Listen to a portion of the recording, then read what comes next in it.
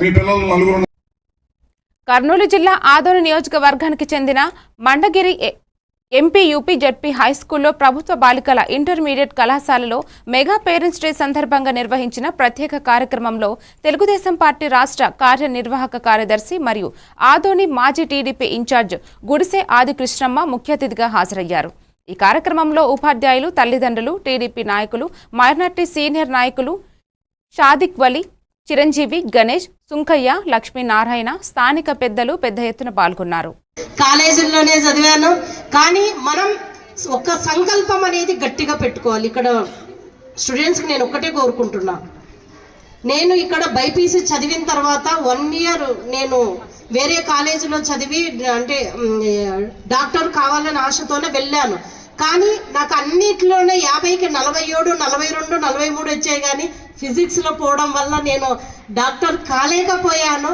కానీ ఫిజిక్స్లో కింద మంచి మార్కులు వచ్చింటే ఈరోజు నేను డాక్టర్ వృత్తిలో ఉండేదాన్నేమో. బట్ అదృష్టమో దురదృష్టమో రాజకీయాల్లోకి రావడం, నిరంతరం రాజకీయంలోనే ఉండి ప్రతి ఒక్కరికి సేవ చేయడం అనేది అదొక అదృష్టంగా భావిస్తాం. డాక్టర్ కాకపోయినా కనీసం సమాజ సేవకి నా జీవితాన్ని అంకితం చేయడం ఆనందంగా ఉంది.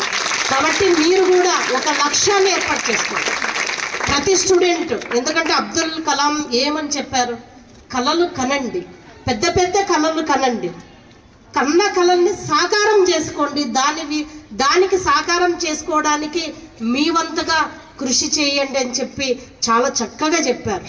అబ్దుల్ కలాం కూడా కింద ఒక దీంట్లోన రోడ్డు మీద ఉండే లైట్లోన గవర్నమెంట్ పెట్టిన ఒక లైట్ కింద ఆయన చదువుకున్న వ్యక్తి. ఆయన చాలా పేద ఫ్యామిలీ నుంచి వచ్చిన వ్యక్తి ఈరోజు సైంటిస్ట్గా ఎదిగారు, అదేవిధంగా మాజీ రాష్ట్రపతిగా ఎదిగారు. అంటే ఆయన సంకల్పం ఏ విధంగా ఉందో మనమందరం అట్లాంటి వాళ్ళ జీవితాల్ని ఆదర్శంగా తీసుకోవాలి.